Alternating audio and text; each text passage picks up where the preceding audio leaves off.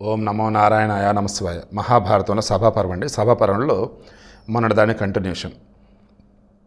ఇక్కడ ఈ నరకాసురుడిని చంపేసి అక్కడి నుంచి సంపద అంతా కూడా ఇంద్రుడు రిమైనింగ్ మరి కొంతమంది తీసుకుని ద్వారకకు బయలుదేరారు కదా. అలా అక్కడ స్వచ్ఛంగా గాలులు వీచాయి. విచిత్రమైనటువంటి ఉజ్వల కాంతులు అంతటా వ్యాపించాయి. వాటిని చూస్తున్నటువంటి దేవతా సమూహాలు ఆశ్చర్యం పొందారు. ఆ పర్వత కాంతి ఆకాశంలోని చంద్ర సూర్య దేవతా మహర్షుల కాంతిని తిరస్కరిస్తుంది. దానితో వాటి కాంతిలో విశేషమేమీ లేనట్లుంది. బలరాముని చేత ఇంద్రుని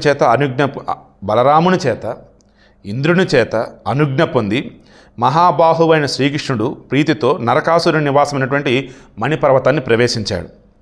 అక్కడ వైఢూర్య వర్ణాలతో ఉన్నటువంటి ద్వారాలను, తోరణ పతాకాల గల గృహాలను మధుసూదనుడు చూశాడు. స్వర్ణమయమైనటువంటి విచిత్ర పతాకాల గల భవనాలతో శోభిల్లుతున్నటువంటి మణిపర్వతము చిత్రమందు రాయబడినటువంటి మేఘమలే ప్రకాశిస్తుంది. మనులు పొదిగినటువంటి మెట్లు గల విశాల హర్మాలు ఉన్నాయి. వాటిలో ఉన్నటువంటి అందమైన మేని ఛాయగలిగినటువంటి గంధర్వ సురముఖ్యుల ప్రియురాండ్రు కూతుళ్ళు స్వర్గ సమానమైనటువంటి ఆ ప్రదేశంలో ఉన్నటువంటి అపరాజితుడైనటువంటి మధుసూదనుని చూశారు. అతను చూడగానే వారంతా శ్రీకృష్ణుని దగ్గరకు పెరుగెత్తుకుని వచ్చారు. వారంతా కాషాయ వస్త్రాలు ధరించి ఇంద్రియ నిగ్రహంతో ఒంటి జడతో తపస్సు చేస్తూ ఉన్నారు. వ్రతాన్ని పాటించడం వల్ల కలిగిన దుఃఖం వారిని ఎవరిని బాధ పెట్టలేదు.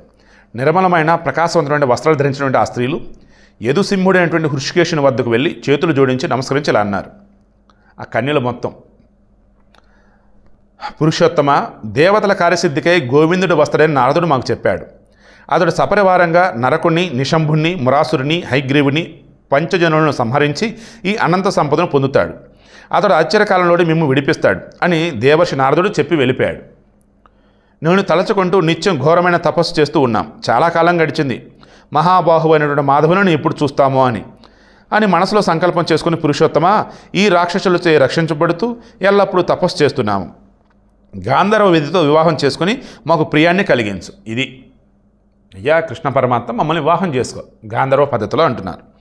మాకు ప్రియమైన కోరిక సిద్ధించడం కొరకు వాయుదేవుడు కూడా దేవర్షి నారదుడు చెప్పింది త్వరలో జరుగుతుందని చెప్పాడు. సో నీకు అంతా మంచిగా జరిగిద్దామని కూడా చెప్పున్నారు. సో అంతా ముందే డిసైడ్ అయి ఉంది. ఆ 16,000 మంది కన్యలు ఎవరైతే ఉన్నారో వాళ్ళు గోపికలు కాదు, వారంతా కూడా నరకాసురుడి చేత బంధించబడినటువంటి పాపం కన్యలు. ఎందుకంటే వాళ్ళ ఆవిడకి ఫ్రెండ్స్ కావాలన్నట్టు. ఇక దేవ గంధర్వాది స్త్రీలచే గౌరవింపడినటువంటి ఆ వృషభాక్షుడి శ్రీకృష్ణుడిని దేవ గంధర్వులంతా నూతన గోవులతో కూడిన గోపాలనుగా చూశారు.